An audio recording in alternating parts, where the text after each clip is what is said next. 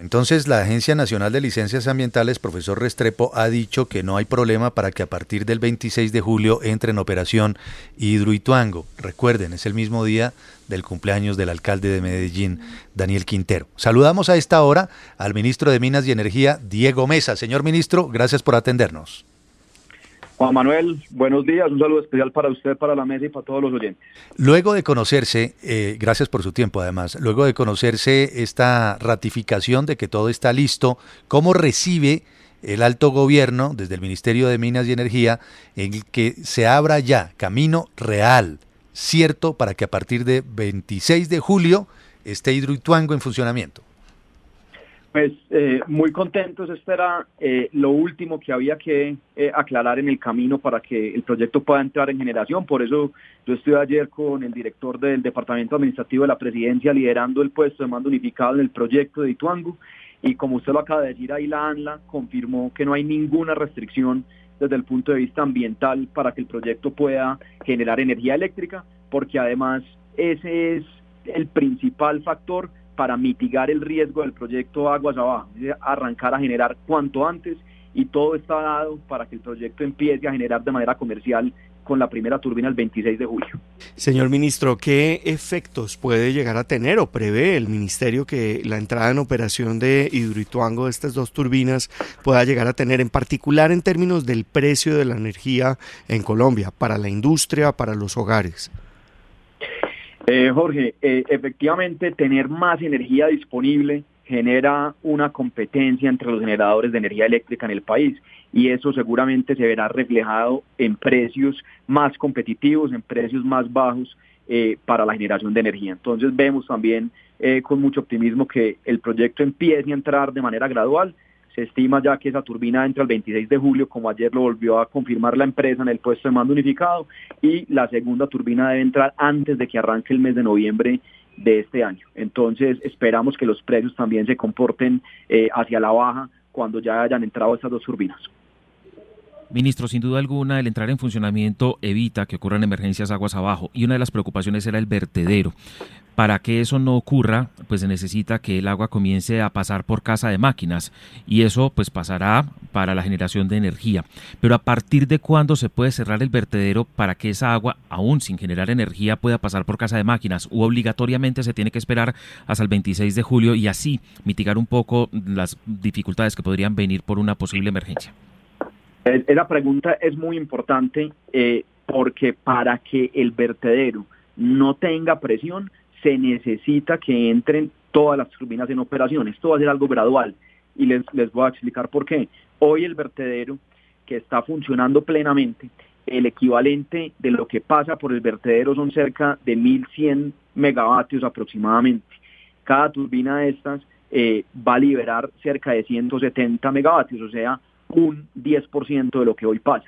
O sea que cuando entre la primera turbina apenas le estamos quitando el 10% de la presión al vertedero. Por eso es fundamental que entren las primeras 4 lo más rápido posible y que continúe el cronograma. Cuando tengamos ya 6 turbinas en total operando, ya ahí se puede decir que no va a haber presión sobre el vertedero. Entonces esto es un proceso gradual, pero que hay que arrancarlo lo más rápido posible. Precisamente, ministro, ayer quedó claro que iba bien el cronograma de actividades y a 2023 las 4 primeras turbinas funcionando. ¿Cómo va esa segunda fase de construcción para las otras 4 turbinas y evitar así que el vertedero tenga toda esa presión? Va bien, están obviamente enfocados en las primeras 4, que fue lo que visitamos ayer de manera física, pues presencial en el proyecto, y lo que estiman ellos es tener 2 turbinas este año, 2 turbinas en el 23, y las restantes 4 en el 24 y 25 es el cronograma, 2 turbinas por año.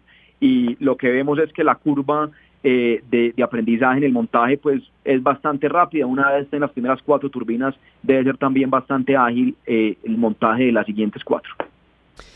Señor ministro, como van a entrar, digamos, todas estas turbinas en operación, esto es, si no estoy mal, en algún momento se decía que era cerca de la producción del 17% del total de la demanda de energía en Colombia. ¿Eso no podría llegar a afectar todos los otros proyectos de generación de energía, en particular aquellos con energías no convencionales, como les llaman hoy en día estas energías verdes, que han venido siendo incorporados, digamos, a la oferta y que están muchos de ellos en desarrollo? Digo, porque pues si va a caer el precio, de pronto esos proyectos no se pueden volver inviables y terminar que ese sueño de tener una matriz aún más limpia que la que tenemos hoy en día de generación de energía termine siendo frustrado. No, Juan Carlos, justamente son complementarias y acuérdese que esto va a ser una entrada gradual. Entonces, el 17% de la energía que se consume hoy, cuando esté el proyecto operando en su totalidad, que se estima que sea para el año 2025. Pero ahí le doy, por ejemplo, un dato, y es que la demanda de energía eléctrica en el año 2021 tuvo un crecimiento de cerca del 5.6%. O sea que vamos a continuar creciendo y eso hace que tengamos energía suficiente y competitiva. En cuanto al precio de las renovables no convencionales, de la eólica y de la solar, ya quedó totalmente demostrado que son totalmente competitivas contra la hidráulica o contra la térmica en Colombia. En la subasta del año 19 tuvimos precios que estuvieron un 40% por debajo de las energías tradicionales y en la subasta del año pasado en octubre un 15% por debajo de lo que estaba transando en el mercado en ese momento. Entonces eso no pondría en riesgo las energías renovables y por el contrario son complementarias, que es lo que necesitamos para tener una matriz que pueda tener diferentes fuentes de generación dependiendo sobre todo de los ciclos hídricos, que es lo que más pone en estrés al sistema de generación colombiano. Pues bueno, es una buena noticia, esperemos que todo transcurra bien, que se hagan los ajustes necesarios para el ingreso de Hidroituango, que de todas maneras es una buena noticia. Ministro, gracias por acompañarnos. Oh, Juan Manuel, a ustedes muchas gracias y le dejo ahí también una pequeña cuñita con la pregunta que me hacía Juan Carlos, y es que publicamos esta semana comentarios la hoja de ruta para la energía eólica costa afuera, o sea, energía a base del viento, pero en el mar, costa afuera, que va a ser la siguiente generación de energía renovable no convencional en Colombia y tiene un potencial de clase mundial, sobre todo la región Caribe, la Guajira claro. Nuevamente que va a ser protagonista. Y además tiene, digamos, menos dificultades en términos de la relación con las comunidades y en términos paisajísticos, ¿no? Pero, ministro, ¿alcanzan a dejar algo de eso contratado o eso es más como la hoja de ruta para el gobierno que viene? Estamos trabajando contrarreloj para dejar un piloto estructurado, que seguramente pues la construcción será en el próximo gobierno, pero estamos trabajando para poder dejar el piloto estructurado y ojalá adjudicado antes de que se acabe el gobierno. Ministro, buen día, gracias por su tiempo. No, a ustedes muchas gracias, que estén muy bien. Diego Mesa, el ministro de Minas y Energía. Hidroituango, buena noticia, ¿no? Es una muy buena noticia por lo menos 2 o 3 razones. La primera, que se reduce el riesgo, un riesgo que era muy grave, lo habían señalado varias de las diferentes interventorías y estudios técnicos que se habían hecho, y era que mantener o llevar a la suspensión la obra, que fue lo que estaban causando las decisiones de la alcaldía de Medellín a través de EPM, pues tenía ese enorme riesgo de eventual colapso de la presa. Ese riesgo se mitiga, se elimina casi por completo a medida que vayan entrando las diferentes turbinas de generación, porque pues no sale agua por la parte de arriba, por ese vertedero, entonces se garantiza la solidez de la presa. Eso es importantísimo.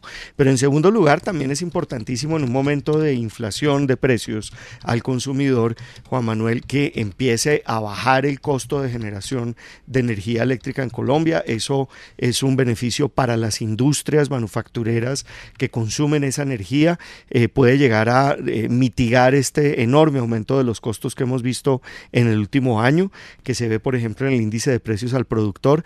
También es muy importante para los hogares porque mayor competencia, como dice el ministro, puede traer menores precios de la energía. Esperemos que sea así.